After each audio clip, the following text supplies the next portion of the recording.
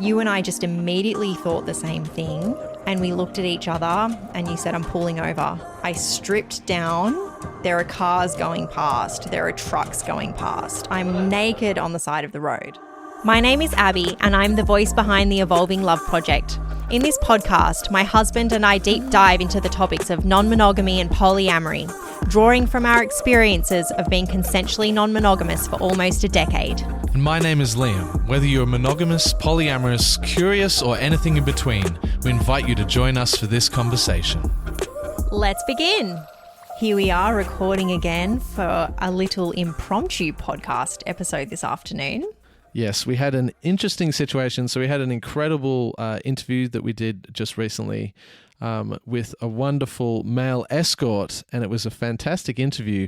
But sadly, we had a few production issues in the post-production side of things. We did. And we did try to, well, you tried to resurrect the situation. I will say that Liam is the masterful producer of the Evolving Love podcast. He does gets all of the gear ready, organizes everything, edits the podcast, puts it all together.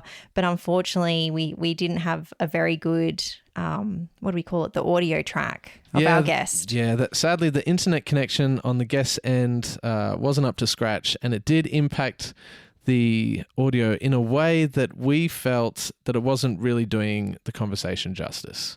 And it was such a wonderful conversation, and it was full of so much nuance, and it was so interesting, and it was such a fascinating, for me, perspective that we thought it would be best to actually hold off on releasing that particular podcast and actually reconvene and record it in person with him when we are in the same city, which hopefully shouldn't be too long. I did come home smiling this afternoon. I don't know if you noticed. I did. I had a funny situation happen. We have some friends of ours, some friends who we know from, well, we initially met them through the non-monogamous world, and we've since become really good friends with them, but they've actually just moved to our neighborhood very recently, like a week ago. And it was very funny because as I was driving home, I had to go to the shops, and I pulled over and I saw that I had a message from her, and, to organize like an impromptu sort of hangout because they're in the area. And then it crossed my mind. I was like, oh man, I'm going to have to start looking cute now. At all times. At all times. And I'm going to the shops. Yeah. Not that I have, not that I'm like deliberately trying to always look my best or whatever, but when it's just your local shops, you want to have your hair in a bun, you just want to be casual, keeping it really chill, just in and out, get what we need. So I was writing her a message saying, oh my gosh, I'm going to need to start looking cute now at the shops in case I run into you guys. And then I looked up and he was walking past. Oh, there you go. Her husband in the shopping centre in the wild. It was so funny because I was just thinking that, and then there he was. So yeah, no, it was very funny.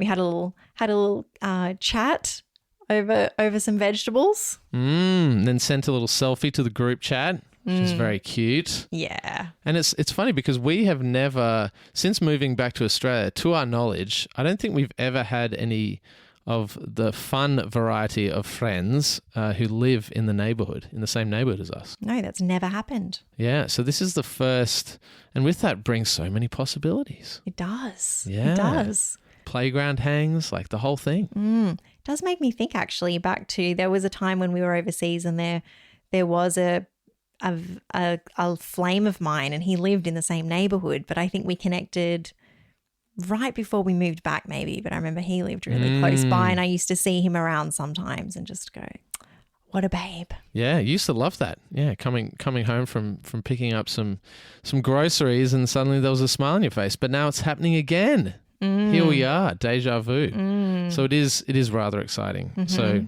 we'll have to deliberately have lots of impromptu catch-ups, I think. We will. Actually, thinking back to New York, we recently went on an amazing podcast. Do you want to? We did. So I wonder whether we should reveal the full extent of whose podcast we went on. So we went on the Polycurious podcast. Mm-hmm. And for those listeners, I think I have mentioned this particular lass in one of the previous episodes. But we went on her podcast. She's got an incredible podcast where she interviews lots of different polyamorous people, and she's at the moment doing a series on polyamorous mothers. And so she reached out to us and we jumped on her podcast, and I had an amazing time. It was also a great excuse to stare at her for 2 hours on a screen. So that wasn't the worst thing in the world. Well, I will say as well, because she did mention in the episode after chatting with us about it, that when you were in New York last year, you and her actually did go on a date. Yes, and she deliberately broke the ice amazingly at the start of the podcast episode by recounting her version, which I loved hearing. It's always funny hearing someone else's version of courtship, because in your own mind you have this idea of, I'm being super smooth and this is not obvious at all, and then suddenly she just saw through all my ulterior motives. And it was a lot of fun chatting about that. Well, it was quite a beautiful experience, because we all shared about our sort of experience with you two going on the date, because her being on her podcast was the first time that I've ever spoken to her. It was the first time that I've ever met her. I think we've had a couple of messages back and forth, or when the two of you did go on that date, I think I messaged her maybe afterwards or something, just a courtesy and a nice message. So we've had that a couple of times. Yeah. But it was lovely to meet her. Yeah. I mean, she's amazing. She's very cool, very beautiful, very lovely, and she loved meeting you, which was awesome. And that excited me, even though it was in a virtual realm.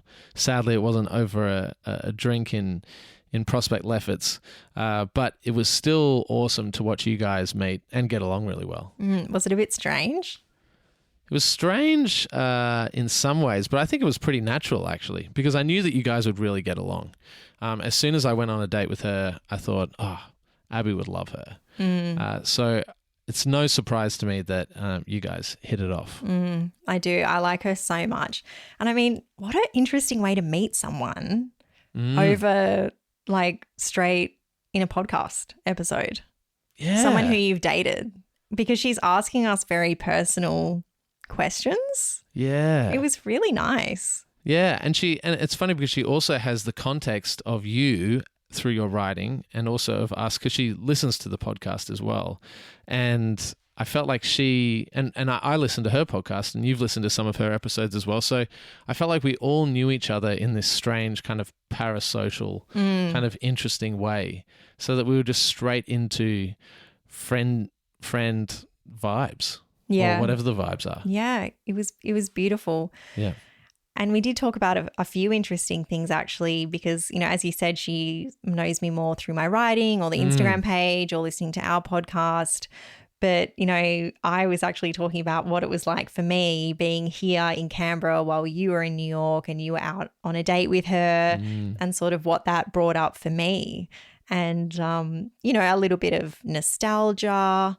I think I might have said at one point, maybe in the episode, that I did feel a little bit of just like a longing for that chapter of our lives. I think I had a little bit of envy. Yes, definitely envy. Yeah, definitely envy, because, you know, it wasn't like I wanted you to not have that. It was that I missed that time in our lives when we were, you know, bar hopping in Brooklyn. And we started off the episode talking about that, and I feel like we could have done a whole episode talking about it, because it was such fertile ground for interesting conversation.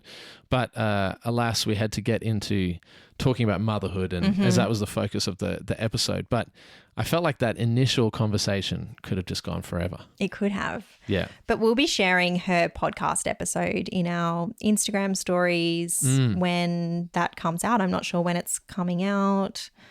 Maybe, did she say? No, but we will definitely be sharing it, and you'll be sharing it and letting everyone know what's coming. So I feel like we have a lot of new listeners coming on. I've been watching the statistics, and I'm not too sure where it's coming from, or we're starting to do different guest spots on other podcast episodes. And when this one comes out, we will not have appeared on the big No Filter podcast. And that is going to be coming out towards the end of February 2024. just in I've case got someone. the date. I know what date it's coming out, but I probably shouldn't announce it, should I? I don't think you're allowed No. to. No, I don't think you're allowed to yet. But they did release the first in their podcast episode. And for Australian listeners, they will know who this is. But Andy Lee was the first to come out in the season, being interviewed by Kate Langbrook. And that was an amazing episode. Oh my gosh, it was so That beautiful. was absolutely beautiful. And for people overseas, he's a famous comedian and kind of TV personality, and he's one half of Hamish and Andy, who are amazing and we love dearly. And we're kind of trying to figure out whether Hamish Blake is in an open relationship or not. So we're allowed to say that because we don't know him yet. So Okay. Abby was going, don't say that. And I don't think we don't know anyone who knows him, or if we do, we haven't had dinner with him yet. So we'll ask him over dinner and let everyone know. Look, you never know with people, and I think the only reason why we would even bring that up is just because I think we feel when we see him, interviews with him and Zoe, they're just so happy, and they clearly have such good communication. They have a beautiful ease between them. Yes. And also it feels like, everyone feels like this with this particular person, Hamish Blake, but it feels like we are already best friends. Yes. But I don't know him at all. So Abby is acting as if I was outing our friend for being in a non-monogamous relationship.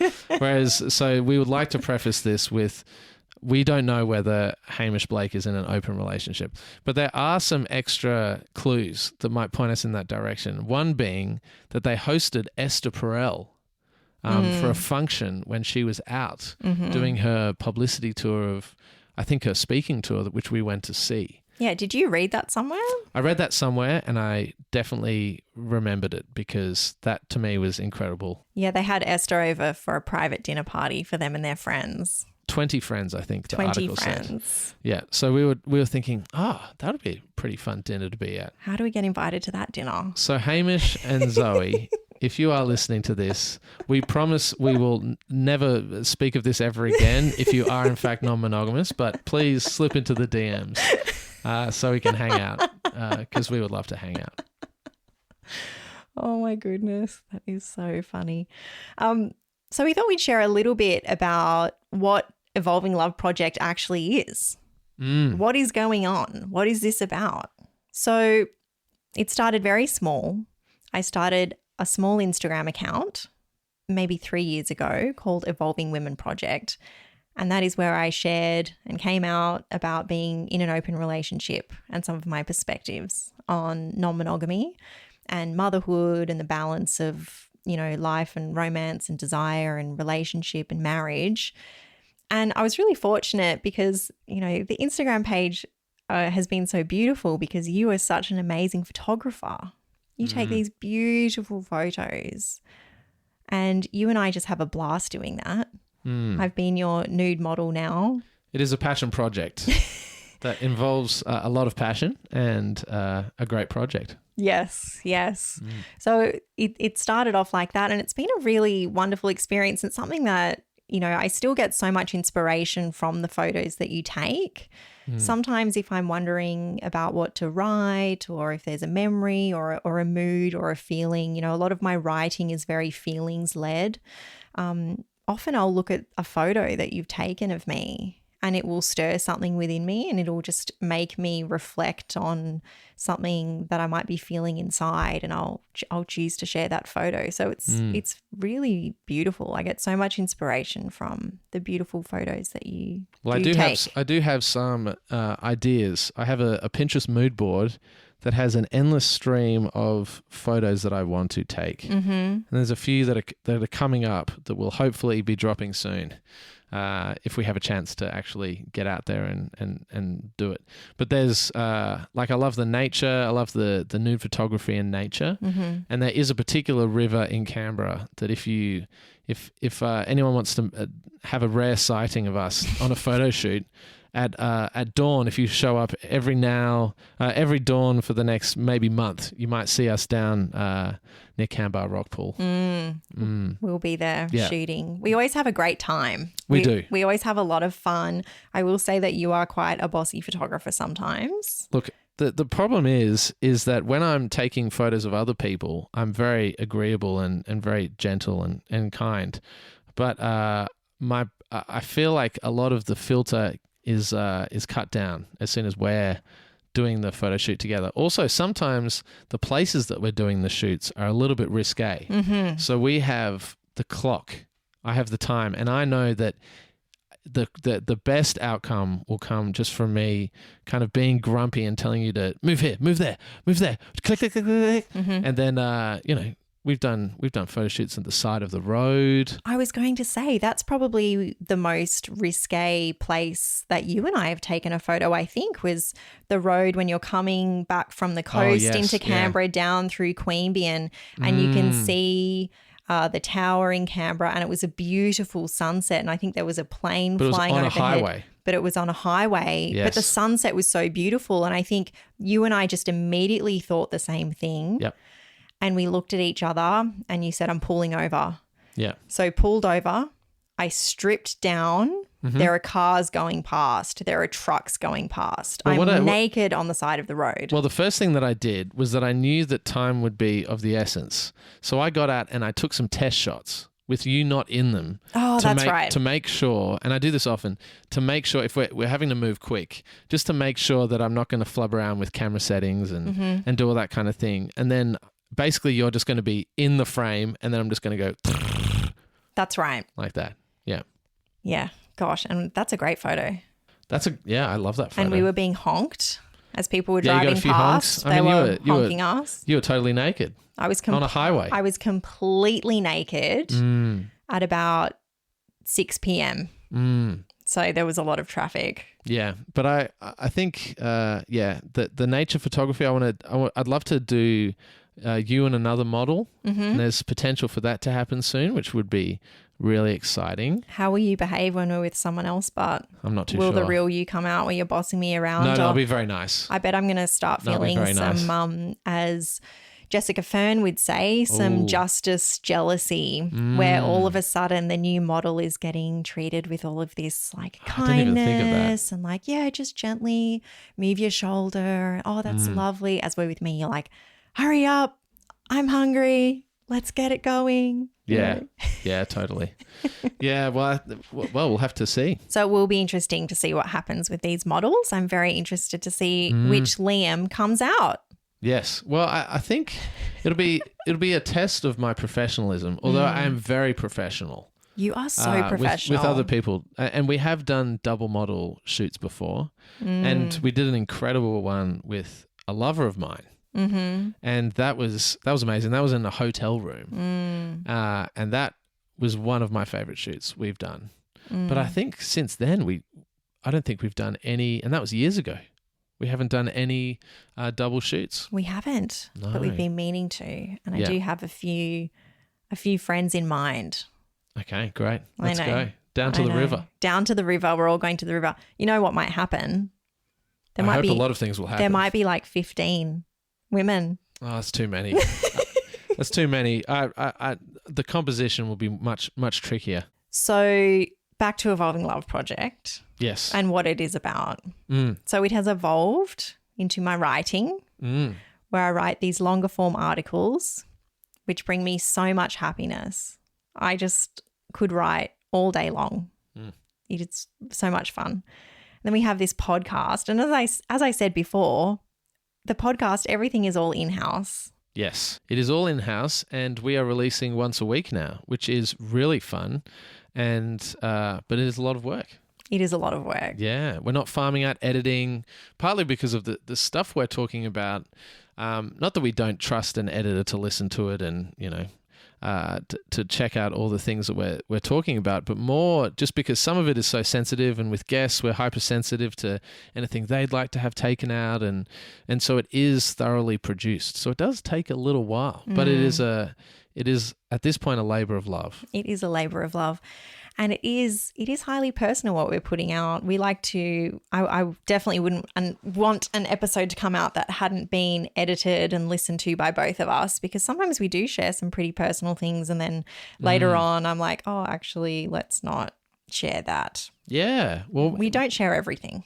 No, and we deliberately don't share everything. And I think one interesting way of thinking about evolving love, now that we are we're coming into our 3rd year of conversation nights as well. So it has been around for a while, and as it's been happening, it's been interesting to see other projects that have maybe existed beforehand, kind of things that are centered around non-monogamy, whether they're in the online space or in the real kind of in-person space, to see what they're doing and then kind of calibrate what we're interested in offering as part of what we do at Evolving Love. And because we love conversation nights, and we'll talk about that in a second, and we love the podcast, and you love your writing, but there's certain things that I think we both have flirted with the idea of doing, but really just don't feel like it would be a natural thing for us to do. No. So some of those include play parties. We are not interested in hosting play parties. No, we are not. We are not organising anything like that. As much as we love play parties, I mean, we love play parties and attending them when we can. It's not something that we can get too often, but when we can, it's amazing. But I think I wouldn't want to take on the responsibility of that, and that is something that we have spoken a lot about, because people do ask us. They say, "Okay, you've got the writing, you've got the podcast, you're having these conversations. Where are the play parties? Yeah. Are they happening too? Are they happening after conversation nights?" Yes. No, they're not. They're not happening after the conversation nights. No. But lots of people, I mean, sometimes I'm sitting at the conversation night thinking this would be a great play party. That has happened before. Yeah, and lots of people have said that to us as well. But it comes with huge responsibility. And we have interviewed Lawrence, who runs Our Secret Spot, on this podcast. And he spoke beautifully about how seriously he takes the responsibility, but it is a very tricky thing to do well. Tricky thing to do well. It certainly is. It's not just the event itself. It's, making sure that everybody is fully aware of everything that's involved, the responsibility of coming into a space like that. And also, I'm sure there's a lot of work and care that goes into looking after people after the event as well. I'm sure there are messages, or, when you have any type of situation where you're bringing a group of people together in a space where there is a lot of vulnerability, it is sexual in nature, things will happen. And it's important for us to be as in control of some of the variables as possible in situations like that. And the difficult thing with hosting parties is that we can't guarantee someone's behavior. No. And no one who organizes these parties can guarantee someone's behavior 100%. And with that just comes risk. And it's a risk that we are not kind of willing to take on ourselves. Absolutely. Yeah. And it is a risk that we're grateful that other people who are qualified and experienced and in that mindset and in that world, that they take on that risk, and they take on that beautiful space holding for people. And, we admire them for that, and we're grateful for that. Yeah. And we're very supportive of the people who do it well. And we will continue to support all the people who keep throwing these deliciously fun play parties that hopefully we'll be getting to a lot more of. Definitely. Speaking of play parties, but also, well, it's a little bit different, but I'm thinking back to the Substack.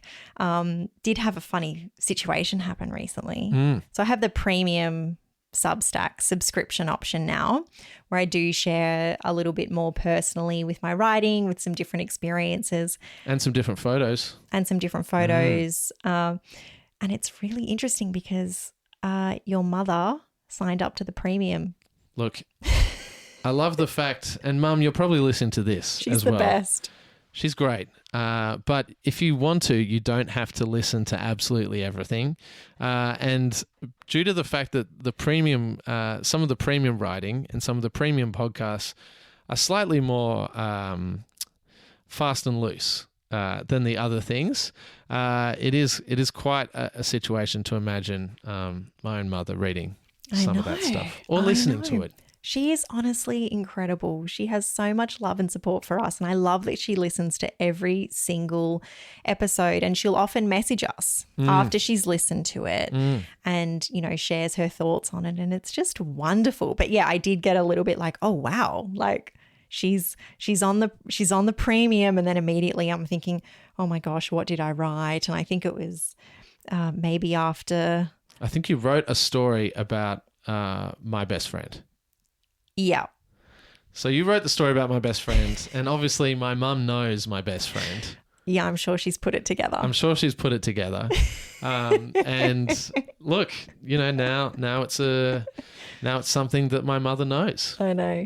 So. It is a funny thing, but because when we do catch up, we don't really talk about that. We don't get into detail. We just know that it's a thing because we saw her subscribe because it came through as a notification. Oh my goodness. Yeah. Oh. What a wild situation. But it has been good to actually have some writing that is behind a paywall as well, where I do share some more personal things. And I did share a story actually about my first ever long-term boyfriend, which is really interesting. We actually got together when I was quite young. So we did have an age difference between us. He was older than me, and yeah, we got together when I was 16. So we were together for a long time. We were together for 7 years. It's kind of a formative relationship. It was definitely a formative relationship, and you know, he is such a lovely man. We're not in touch anymore. You know, if you read the article, you'll sort of see how that all came to be, but it is really interesting because I do talk about age differences. I do write about age differences in that article and what comes up. So, yeah. I mean, my favorite thing about the article is you share some images, some photos of you that are actually from that time of your life. I know. And that they are, I mean, frankly, hilarious. They are. As most photos of anyone, when they look at photos of themselves when they're 21, I think the fashion, especially we're millennials, right? We are millennials. But the fashion was just amazing. I know. And your whole vibe was just... My whole vibe was so different. Different is the right word, yeah. I know, that really intense side part. Yep. With the fringe, the makeup and what I was wearing, and it's so interesting to reflect on. And when I look at those photos of myself, you know, I just see this young woman who's really taken on the fashion and the sort of, you know, the persona of somebody else. Like that's just, I don't know where I would have got those ideas from to wear those things, but I guess that's what everybody thinks. Yeah, that was the era. Everyone thought it was super cool. That was the era, but it's very strange. And looking at those photos, and I just feel so different now. Yes, yeah. I mean, well, you definitely look very different. It is remarkable. So I would encourage anyone who's interested in seeing 21-year-old Abby to go and check it all out. Oh my goodness, it's not the usual beautifully flattering. Elegant nude photo that you take of me. No, it's a different aesthetic. Let's put it that way. Oh my gosh, it sure is. Something that I want to talk about is the amazing conversation night that we had on Monday night in Canberra, and we have another one coming up in Sydney. And people often ask me what actually happens at these conversation nights. Yes. Because some people wonder if it's like a sit-down talk. Some people are worried that they have to share.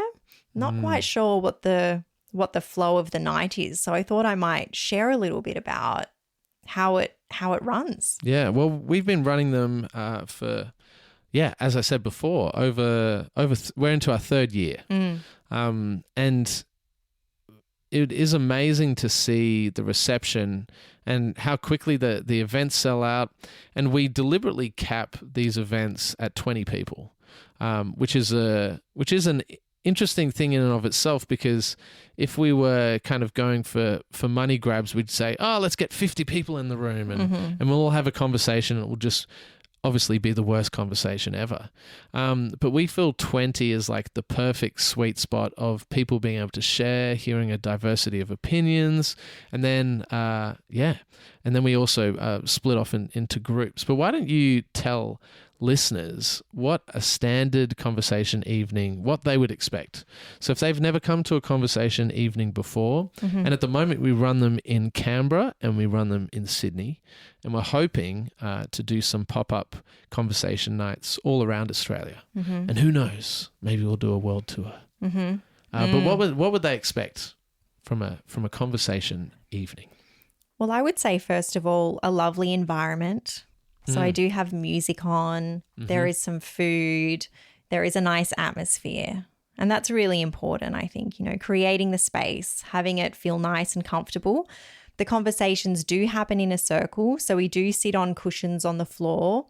I do try and make them as accessible as possible. It's a little bit tricky in Canberra as there are stairs at the place where we hold them in Canberra. So we are a bit limited for the Canberra conversation nights. In Sydney, it's more accessible. It's a ground level event. We sit in a circle. Liam and I introduce the evening. We share about what it's about. And we just, first of all, we set I would say, just the gentle rules for the circle and for the discussion, the intentions. Privacy is a very important one. I say what is said in the room stays in the room. If you're sharing about someone, who isn't at the conversation night, don't share about them unless you have their permission to do so.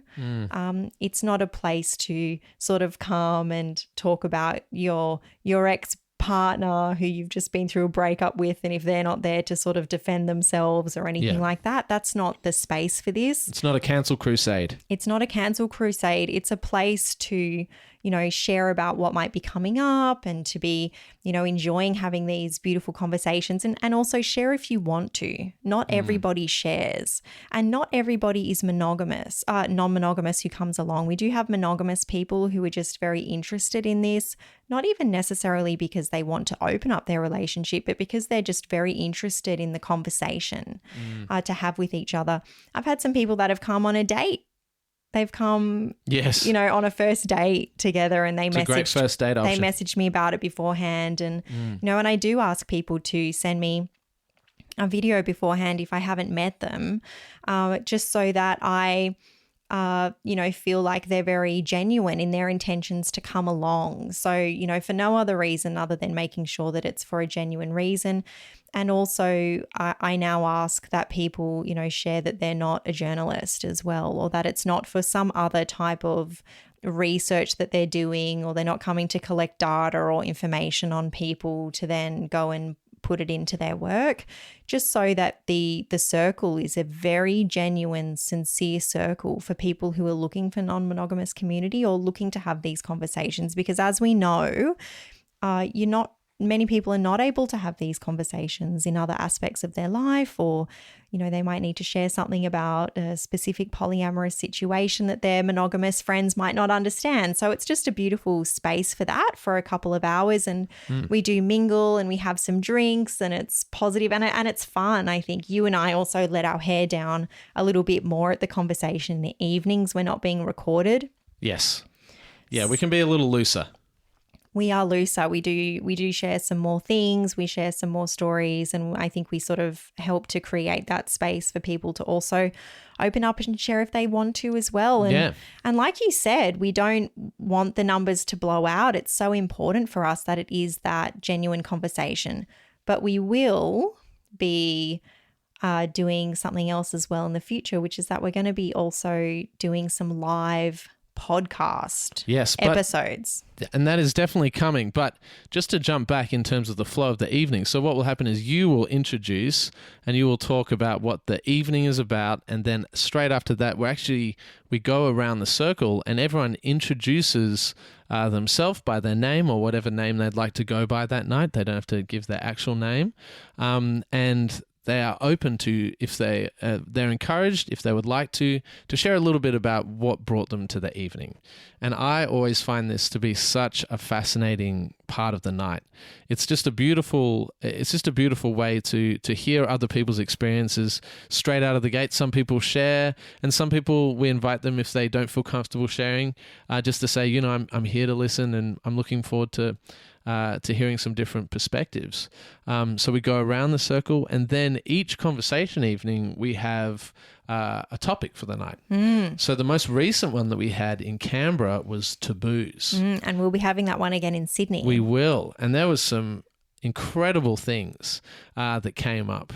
One thing for me that came up that was fascinating was the taboo, when we prompted people to kind of reflect on different taboos that exist within non-monogamy. One person shared that they find the taboo of saying "I love you" to a partner to be a huge taboo.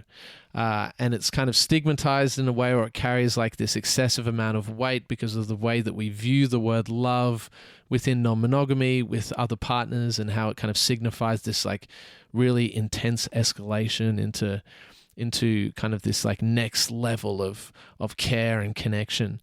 And I found that super fascinating. So there's lots of amazing topics of conversation, and it's just brilliant for me just to hear how other people are approaching things, and other people are kind of processing their journeys, just because it helps us. It does help us a lot, actually, as a couple. It brings up so many interesting points. We often find ourselves, as we're cleaning up the end of the evening or we're driving home, that we're reflecting and we're saying, gosh, you know, this couple brought this up, or this person said that, or like you said, the conversation of love. You know, this is something that is an ongoing discussion between you and myself, and the way that love falls into our non-monogamy and how we approach that. And gosh, it's so true when that person said, I want to say that saying I love you is taboo in non-monogamy. It certainly is, especially for people who are newly open to non-monogamy. There's so much like anything is okay, or the sexual connections or an open relationship, but love is forbidden. Yes. So that was a fantastic night, and we're going to do take 2 and hear lots of other people's versions of taboo at another sold out Sydney conversation night. So yeah, I'm really excited about it. But then, so what we do is we have this kind of initial welcome from Abby and myself. Then we have introductions around the room, and then we open it up to kind of a broader discussion. And then we also split off into smaller groups, which has been really fantastic.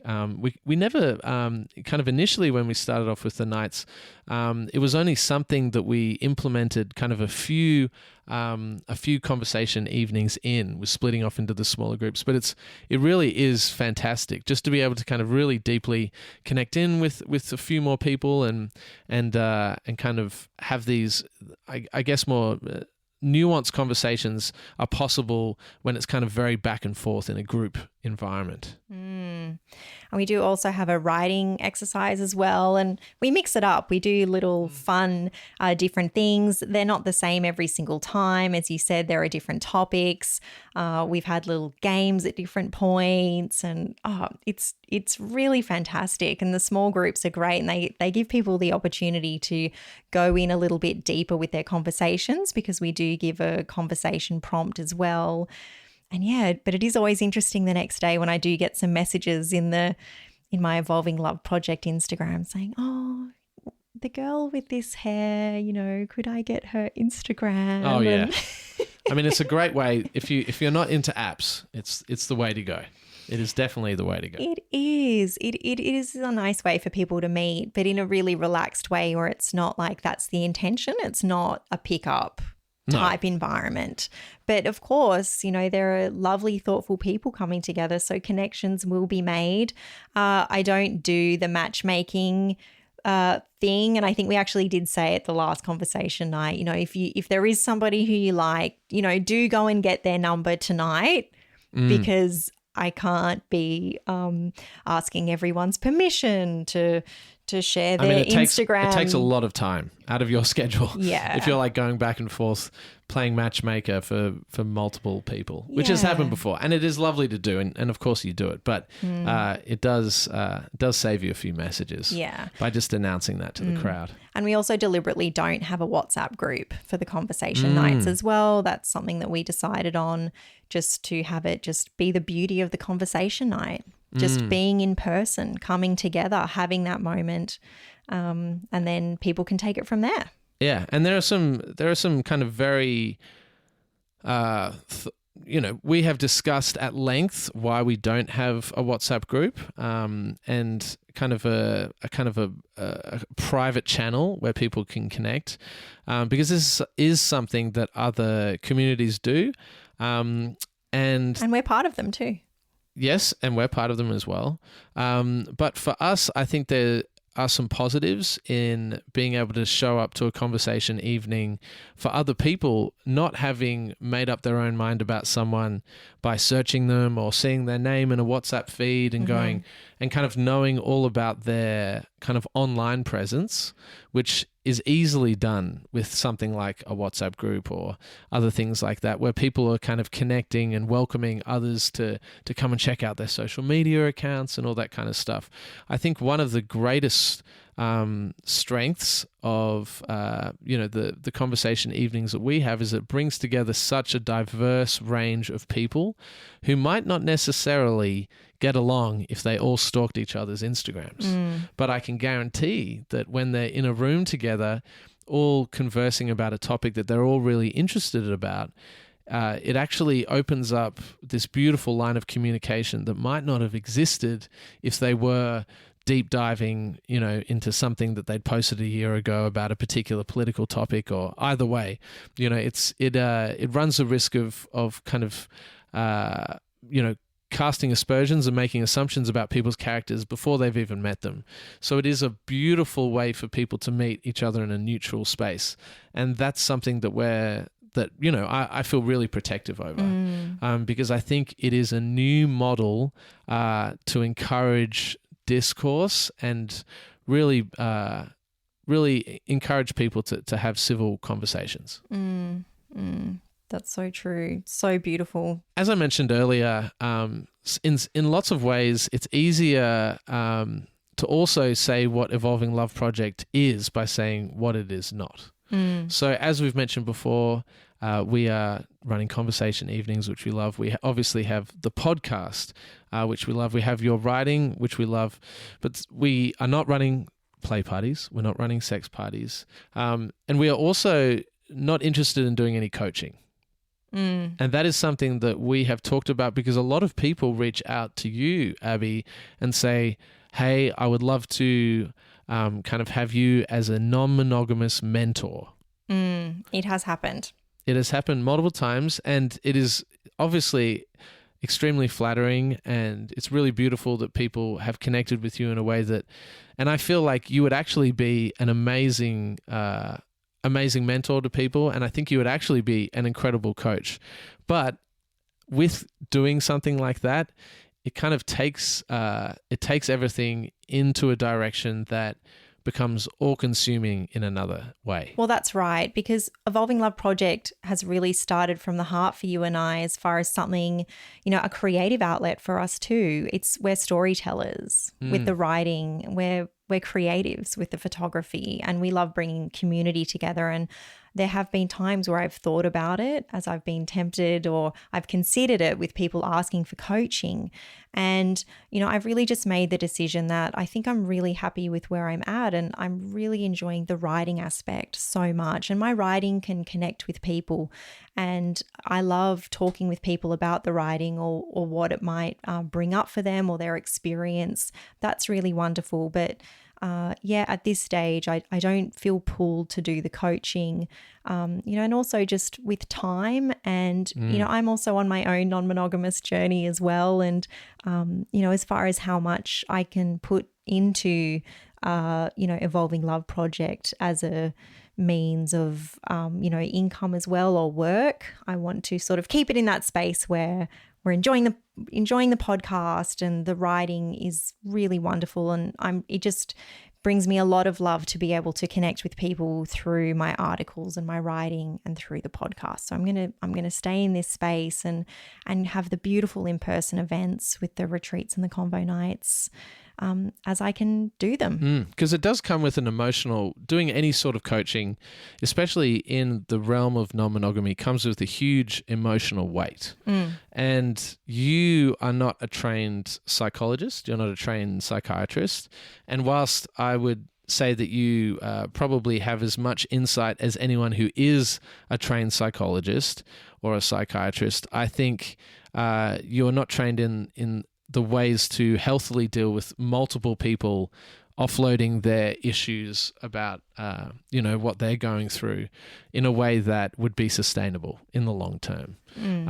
So it's a tricky thing as well, because as we've grown Evolving Love Project, the amount of time that you spend writing and the amount of time that we spend organizing events, it has been, as soon as the coaching thing came along, it became a question of, well, this would be a way for us to kind of start to actually make some money from Evolving Love Project. And it would be easy to kind of start to go down that track as a way to monetizing it. But we feel that the truest thing that we can do to ourselves and to the work that we're putting out with the Evolving Love Project is to do what we're doing now, which is asking people to support us if they can through Substack. And you are still putting out incredible content for free, because we believe that these conversations and access to these ideas shouldn't be all behind a paywall. But that is the space where we feel that it's going to be the most healthy for us. And hopefully in the long run, it is something that if we have the support of our listeners, we'll be able to make this a really sustainable thing in the longer term. That's right. That's right. And we do want to come to other cities around Australia, and we're still talking about that. I know that we haven't booked it in yet, but, it does come down to making it possible for us, because as I've said, it's just you and I doing all of this. So yes, yeah. But we do have some very exciting things coming up in the podcast calendar. And that is a surprise. That is a surprise at the moment. And it's, as with anything, because we are booking the podcast guests by ourselves, we don't use an agency, which some other podcasts do. But we're all DIY, and we're reaching out to some incredible people. And we do have some extremely awesome guests coming up within the next week that we'll be interviewing them. We do. I'm actually quite overwhelmed, and it feels quite emotional. I'm very excited. And when I think about Evolving Love Project, this has been a bit of a conversation now where we're reflecting over the years and what it has been. When we started Evolving Love Project, I couldn't imagine that we would be actually having some of these amazing conversations with the people who we have, followed for a long time, have read their work, have learned from the gifts of their wisdom that they have shared in the world. And it's so amazing to think that we actually are, having conversations with these people now. And honestly, I have to pinch myself. Yeah. So as we move forward with the podcast, something that we are really interested in doing is having conversations with more people who have kind of differing opinions as well. We don't want to definitely make this kind of like an echo chamber podcast, as evidenced by us having a biblical scholar on, and the guests that we have coming up have really interesting insights. They are in the non-monogamous world, but I don't want to limit ourselves in the future to interviewing people just who are in that kind of non-monogamous kind of echo chamber. Because whilst it is an exciting echo chamber to swim in, I think it's really interesting taking these non-monogamous conversations and having the influence of external factors as well. So we do have some kind of interesting series almost of kind of like a few part mini series for the podcast that we are hopefully going to be rolling out. And we are releasing one podcast every week. and today we are one day late. So I do apologize for that. And I was rather distraught at the thought of being one day late. You were so upset about it. I had to say, Liam, it's okay. Yes. It's all right. I felt like I was letting everyone down. We won't be abandoned by our listeners. No, hopefully not. No. Hopefully no one's going to quit because I was one day late and we had to pivot. We had to pivot, but we are posting 2 premium episodes every month. So if people are interested in hearing extra podcast episodes, you can subscribe to the Substack, and that will give you access, as we said, to those extra premium episodes. The women's retreat is coming up in May and bookings are now rolling in for it. I'm very, very excited for this to be happening again. The last one was absolutely incredible and was so special. So I'm really excited to be going back to Heart Space again in the beautiful Yass Valley with a wonderful group of women. We have some women who are actually coming again from the last retreat and new people coming along too. So there are still spaces. So if you are interested, please do reach out to me. You can email me at evolvingloveproject@gmail.com, or you can reach out to me via Instagram, as I'm pretty sure this one's going to sell out. Yeah, absolutely. I mean, it's looking like it will sell out very quickly. So if you love yoga, if you love delicious organic food, if you love having conversations, if you are a woman, sadly, men are not invited to this retreat. But this is the retreat for you. So treat yourself, meet some incredible women, hang out with you, Abby, and I'll be in Canberra holding down the fort, and you'll be having a lovely time as well. And for our male listeners as well, if you are looking for a gift for somebody, it is a beautiful gift. At the last retreat, there were some women who were gifted the retreat as a surprise from their partner. So it's a strong gift. It's a very, very strong gift. And I mean, the conversations, the circles that we have fireside time as well. It's just a very meaningful weekend. So I personally am really, really looking forward to it. So that is in May, towards the end of May. 2024, May. Yep. May 2024, we will be there. Yep. So please do reach out to me. Yep. That's going to be an absolutely incredible retreat. Another thing that's coming up on next week is Valentine's Day. So that's a day that we don't care about. But this year we do care about it, because the top secret guest for our podcast, who we will not mention, even though I really desperately want to mention their name. It's really hard to not say their name. It's really hard to not say their name, because it's definitely a massive deal for us.